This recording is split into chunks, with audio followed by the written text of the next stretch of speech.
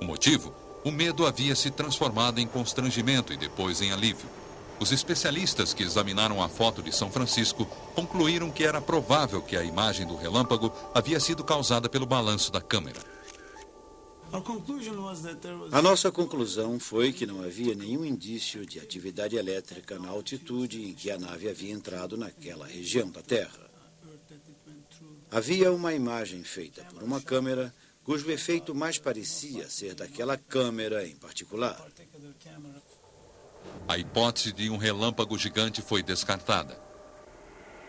Mas o homem que trabalhara na escuta de testes de bombas atômicas para os Estados Unidos havia ouvido alguma coisa bem real no caminho da nave durante sua reentrada. O Dr. Alfred Bedard foi o primeiro a confirmar um trovão de Sprite. Seu equipamento infrassônico estava ligado quando a nave caiu. Eu estava assistindo televisão com a minha esposa e estávamos vendo a reentrada quando de repente ficou claro que havia alguma coisa anormal ali. E depois ficou evidente que havia sido uma verdadeira tragédia.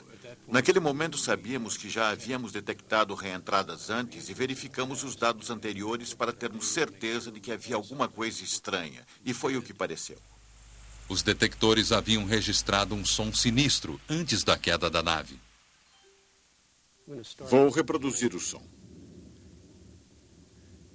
Aqui há 1 hora de dados em tempo real. Isso foi comprimido em 9 segundos. Então conseguimos ouvir o infrassom, que eu chamo de infraáudio, porque está comprimido em áudio. O que você está ouvindo são lampejos de energia antes e...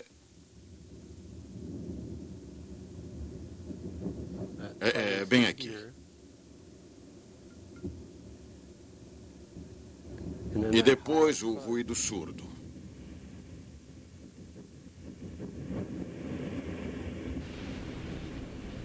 O sinal mostrava que houve uma explosão de energia antes que a nave se desintegrasse, como se fosse um som de tiro à distância.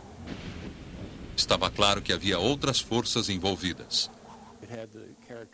As características geofísicas mostravam um tipo de evento que, pelo tamanho, eram similares a sinais que já haviam sido associados no passado com grandes terremotos.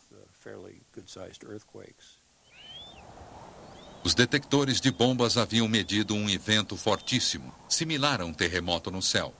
E foi calculado que seu epicentro estava na trajetória da nave espacial atingida. Mais provavelmente em algum lugar por aqui, talvez em São Francisco, talvez um pouco mais ao sul.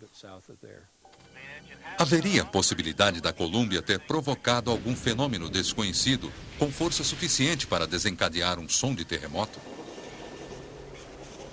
Quando os pesquisadores do Alasca da NASA voaram sobre as tempestades com uma câmera especial em cores no ano de 1994, ficaram chocados em descobrir um tipo de relâmpago mais agressivo, que ninguém nunca havia visto antes. Foi impressionante. Foi uma tempestade sobre o Arkansas. E antes de tudo, a tempestade estava continuamente iluminada. Havia muitos relâmpagos acontecendo lá embaixo e os jatos disparando, creio que 1 a cada 10 segundos, nos momentos de pico. Então você via todos aqueles fachos de luz e relâmpagos descendo. Foi impressionante. Aquilo foi diferente de qualquer outra tempestade que já vi na minha vida. Mesmo a 150 quilômetros de distância, o jato azul iluminado aqui pode ser visto queimando a partir do